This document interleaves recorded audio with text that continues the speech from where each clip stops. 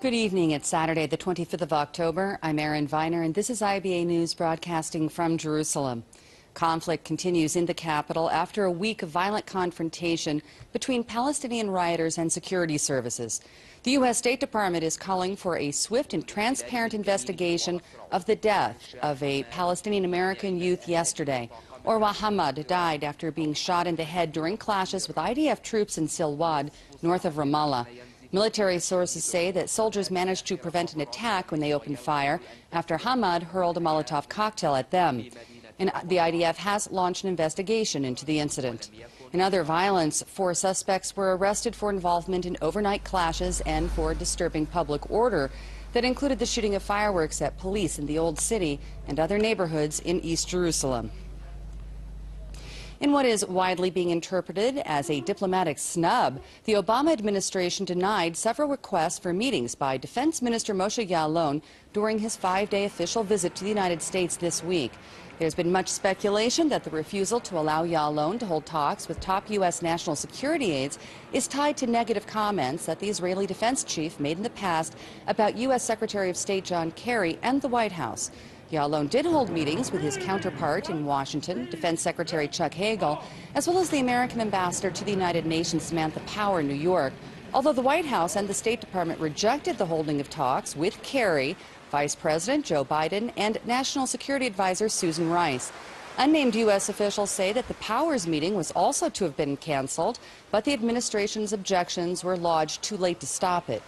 Relations between Jerusalem and Washington have become increasingly strained following Kerry's criticism of several members of the Netanyahu cabinet, including Yaalon, as well as highly publicized comments from Yaalon deemed offensive by the State Department when he accused Kerry of incomprehensible obsession with his push for Middle East peace and described the secretary's quest as messianic.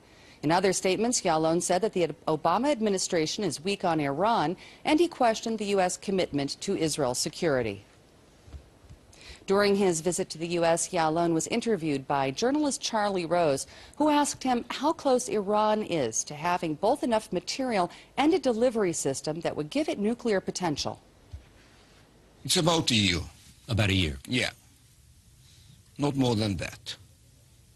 And it is so going unimpeded, within a year, they can have the capacity, both in terms of delivery as well absolutely. as... They have already delivery systems, the missiles, which are not discussed in the current negotiations. Right, exactly. What they want to keep regarding these negotiations is the indigenous capability to enrich uranium.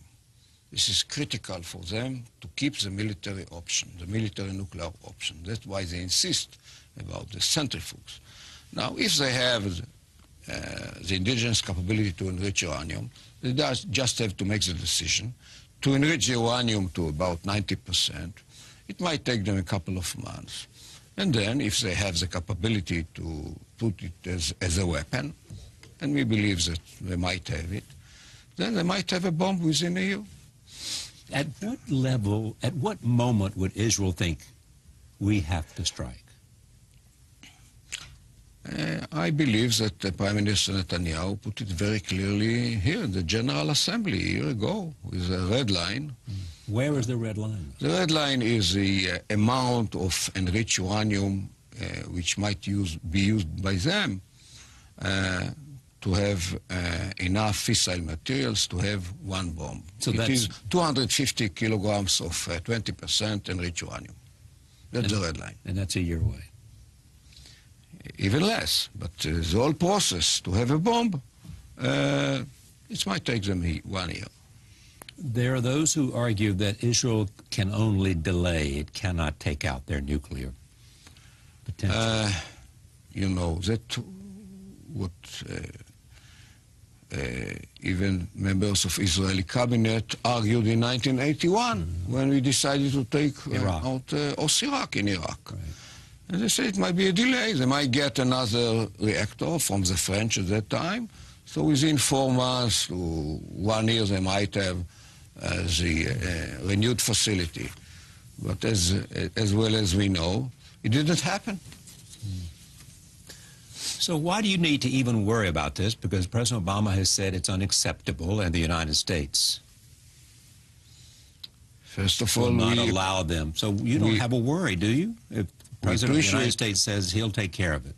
We appreciate very much the common objective, that by one way or another, this military nuclear project should be stopped.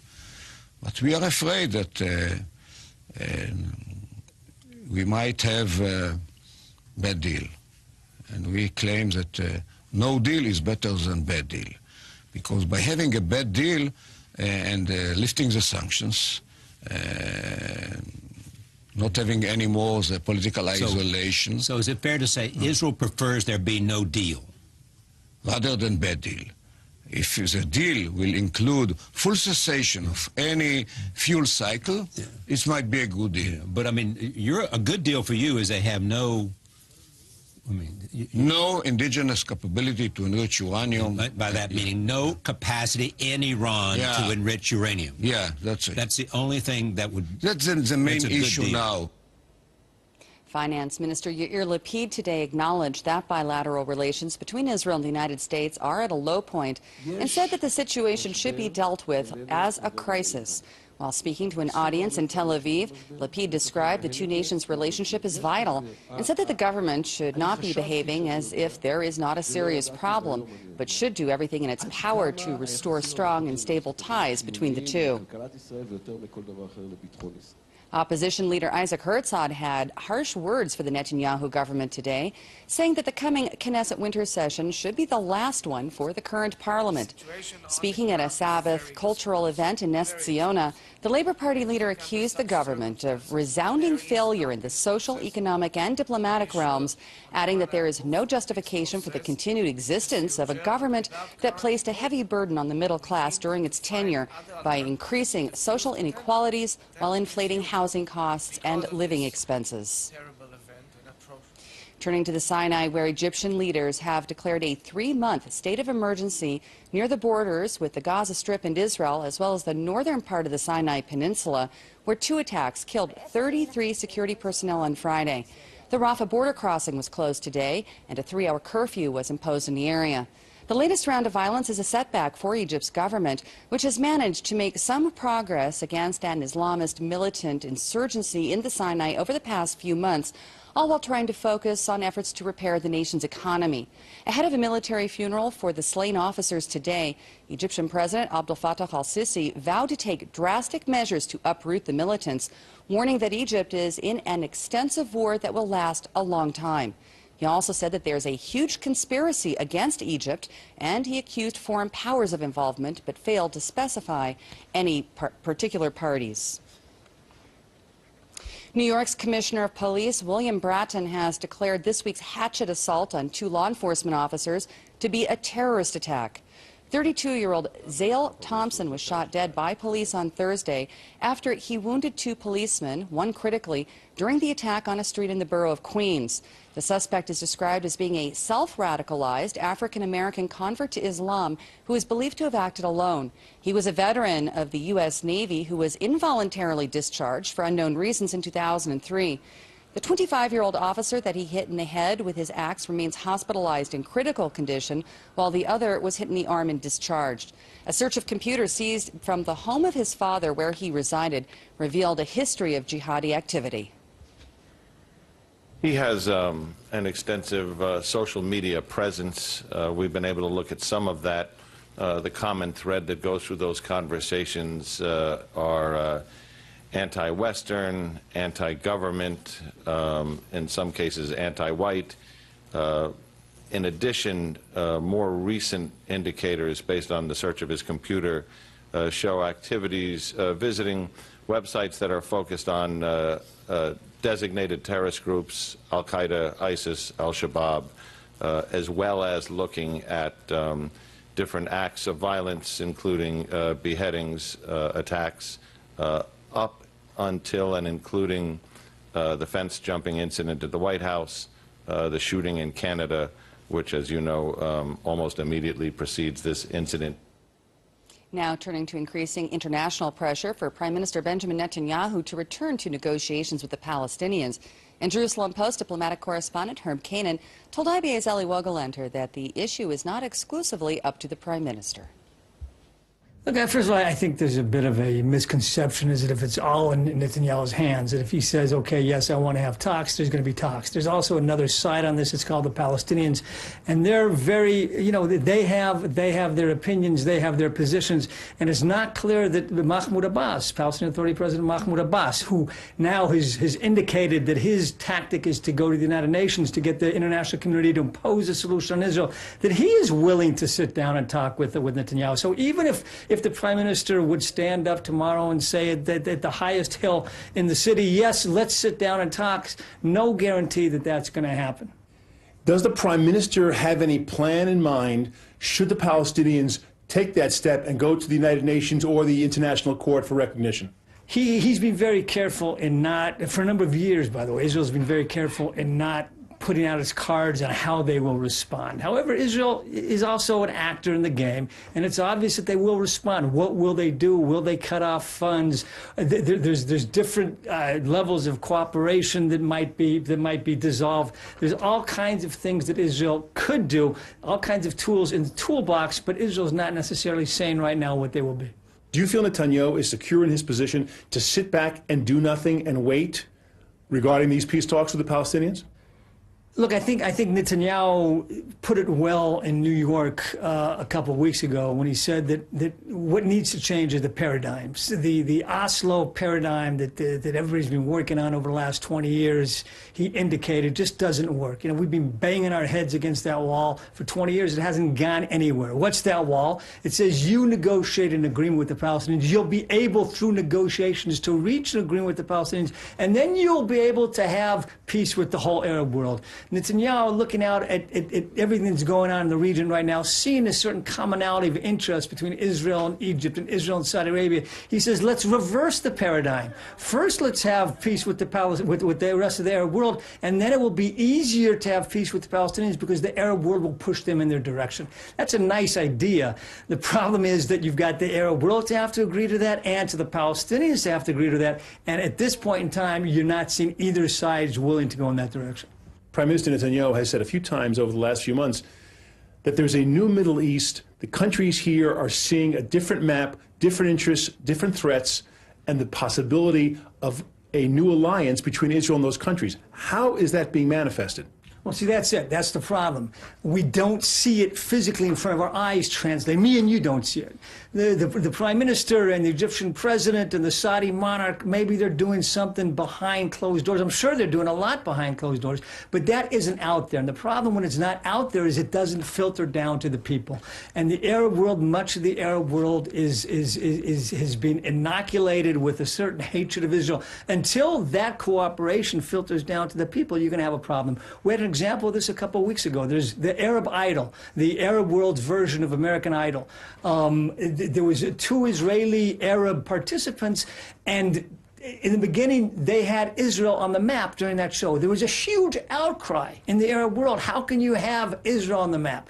That doesn't necessarily indicate to me that the Arab world is ready for the type of reconciliation that perhaps Netanyahu is talking about. But maybe that is just a reflection of the difference between the governments of these countries and the people of these countries.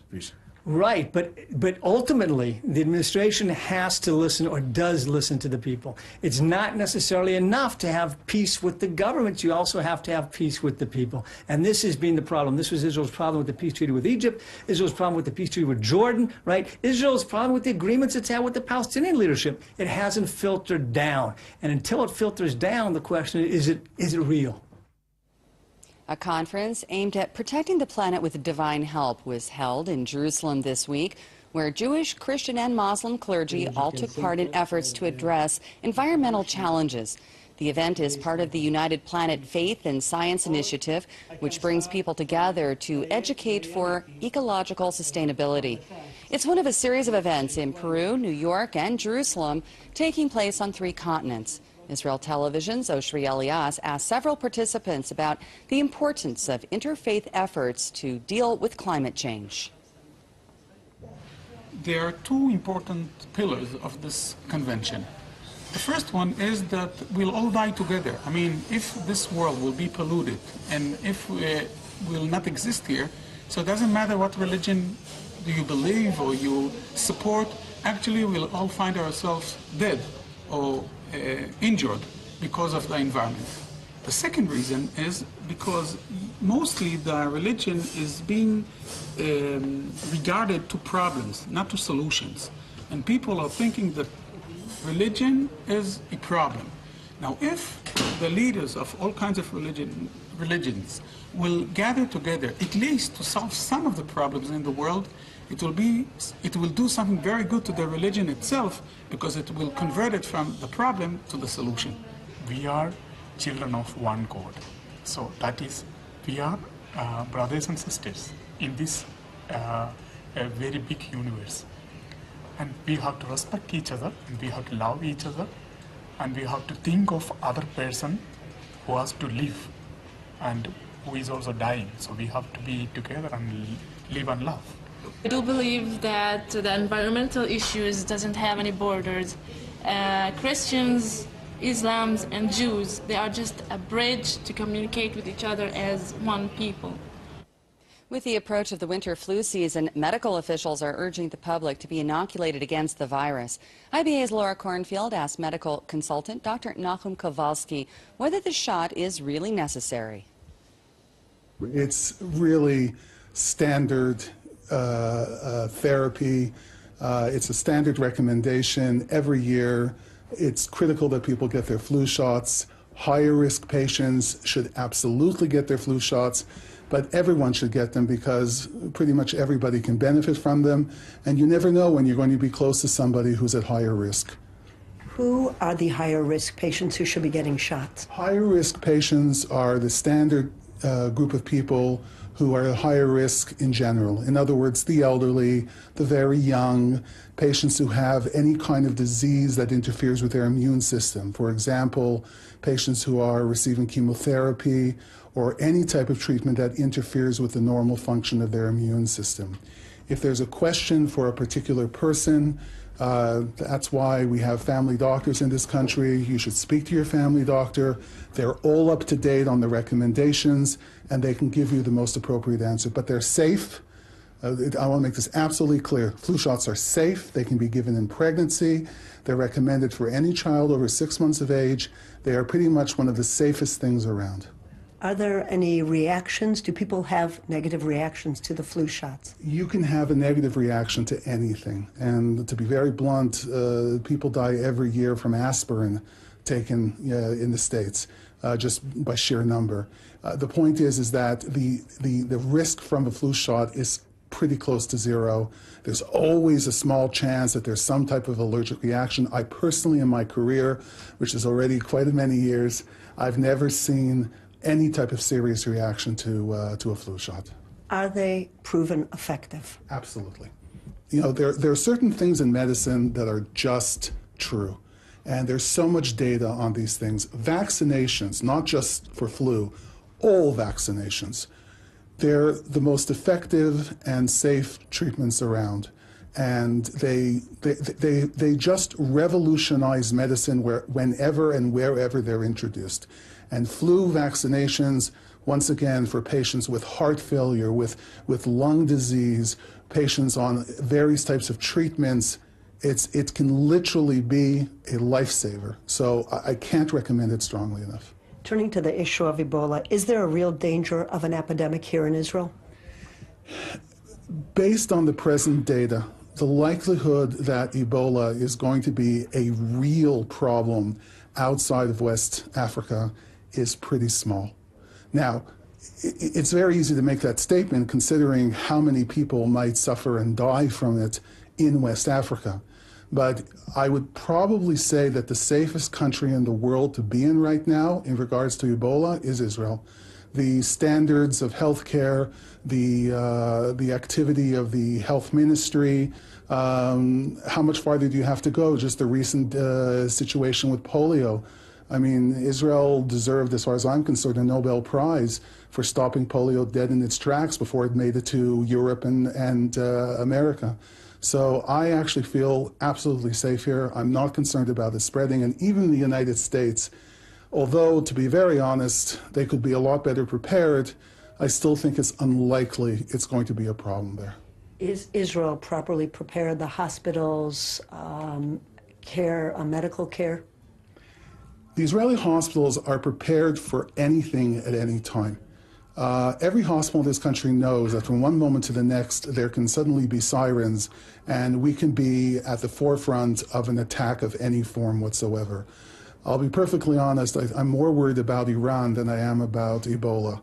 So, but at the same time, the healthcare in this country is ready to go into full swing with everything necessary for any type of attack. And believe me, Israel's prepared for biological attacks, for chemical attacks. So I'm going to say it again, I honestly think this is probably the safest place in the world to be. Thank you. Fans of the sun salutation should be sure to mark the 6th through the 8th of November on their calendars, when the 5th Yoga Arava event will be taking place. What started with a few dozen yogis half a decade ago has now become a major desert attraction and is expected to bring some 500 practitioners together this year. Organizers say that participants come from all walks of life to join in the magical weekend, which promises 35 different workshops run by local as well as international teachers at more than a dozen locations over a 70-kilometer stretch. So, inhale deeply and make plans to head over to the tranquil southern desert for the Yoga Arava event.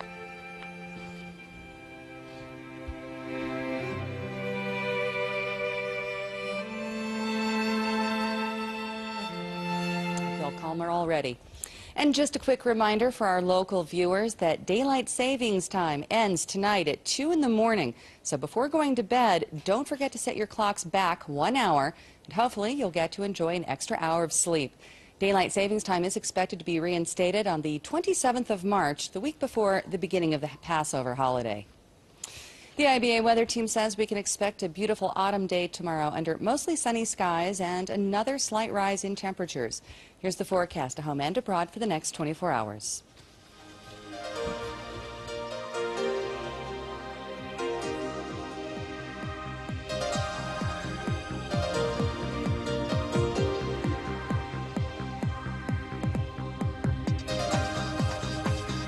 Thank you for joining us this evening. We hope to see you again tomorrow at our weekday time of 5 o'clock when I'll be back to bring you the latest breaking news from Israel.